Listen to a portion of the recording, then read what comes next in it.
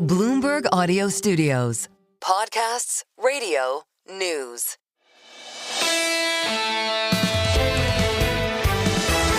The single best idea on an extraordinary Thursday. David Gura, thank you at the last moment coming in on the chairman of the Fed, the next chairman of the Fed, all that discussion. Anna Wong was wonderful as well from Bloomberg Economics, and on we go with the Fed parlor game. There is a season for outlooks, and we are knee-deep into it. Lisa Shalett showed up from Morgan Stanley. She's been a huge value add for the program, prodigious mathematical abilities out of Brown University. Here's Lisa Shalett. Next year will be different. The key to navigating in 2026 is having realistic expectations.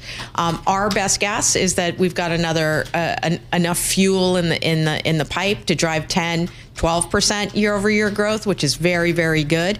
What we caution against is that investors get too out over their skis, assuming that the stimulus of rate cuts, tax cuts, and financial market deregulation are going to drive things like 15 or 20%. It's just, let's have realistic expectations.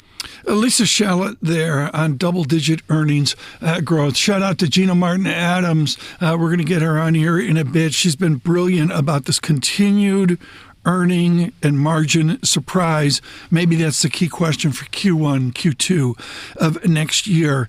Some of the sausage making that we do here is simple. We have emails for each on the Bloomberg terminal, each of our guests. And when you open the email, it's got their name and their title, because I can't remember any of that. And then it has a bio. One of the great ideas here, sausage making at Bloomberg Surveillance, is how we prepare for the guests.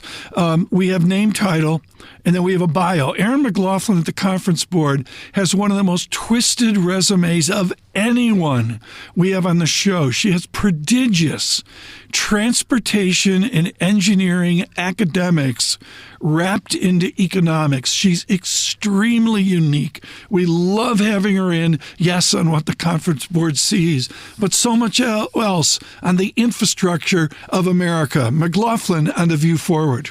I think there's a lag effect. I think it goes back to the decision making. So why would you decide, and we hear this from our companies that are members at the conference board, why would you decide to onshore or to nearshore or change your supply chain if big trade decisions have not really been made with China, Mexico, and Canada? Those are all still sort of on the back burner until, second, third quarter next year. Erin McLaughlin, the conference board.